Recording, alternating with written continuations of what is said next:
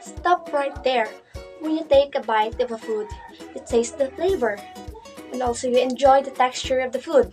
But have you ever think what we're going next after we eat the food? Okay, so let's find out. But today, let me introduce to you myself. My name is Riamay Dilabatan and I am a third year Bitaled HE student. And today, I'll going to discuss to you the different parts of our digestive system together with their functions and also the suggested care for healthy digestive system. Let's go!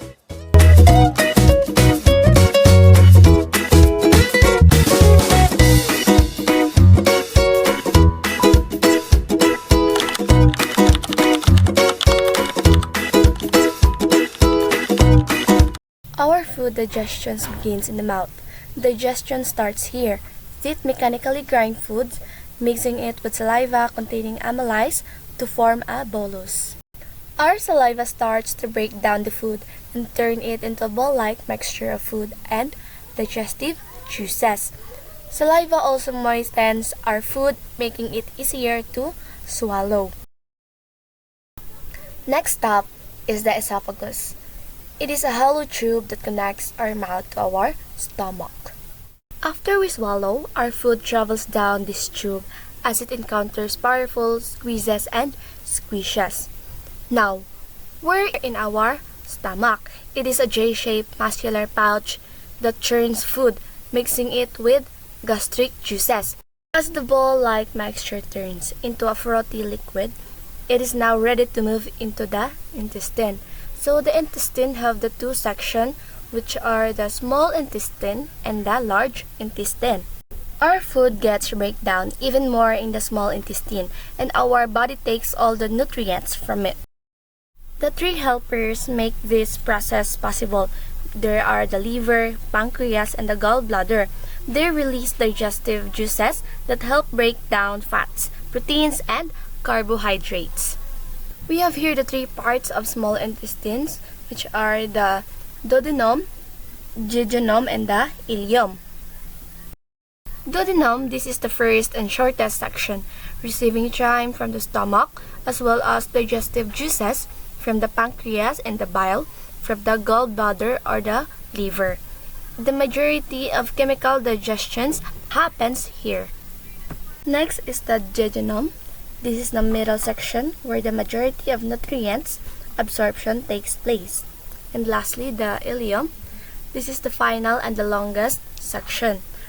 It is responsible for absorbing remaining nutrients, especially the vitamin B12, which is the cobalamin, and bile salts before emptying the contents into large intestines.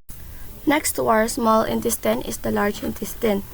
It takes out all the water from what was left of our food. The result is a solid mass called stool. Stool enters the rectum for temporary storage before it comes out of the body through the anus. Now, since we already identified the different digestive system, those are the mouth, esophagus, stomach, small intestine, and the large intestine, and the anus. Now, let's take a short review or a recap to our topic. The digestive system plays an important role in breaking down our food. Our food's journey starts in our mouth, travels through our esophagus, stomach, and intestine, and then leaves through the anus. Before anything else, I'll give you a technique on how to take care of our digestive system. First, we need to eat a high fiber diet like the fruits, vegetables, whole grains, and the legumes. It adds to bulk the stool, promoting regular bowel movements and preventing constipation. It is also feeds the beneficial gut bacteria.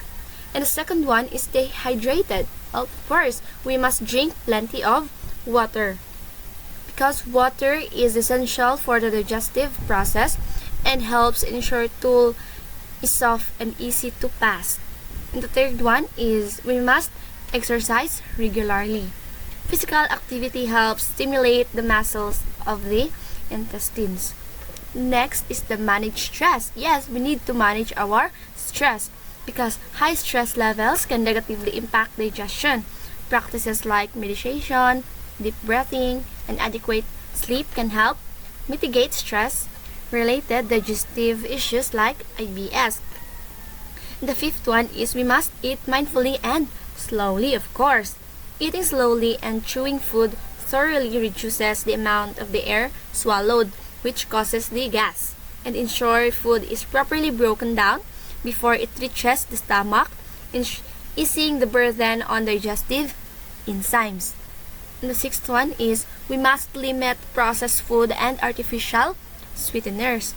These additives and chemical-laden food can interface with the balance of the gut flora and irritate the digestive lining. The last one is the know your triggers. Of course, no? We must identify and avoid foods that commonly cause discomfort, gas, heatburn, or bloating. For example, those are the fatty foods, spicy foods, carbonated drinks, or specific allergens like lactose.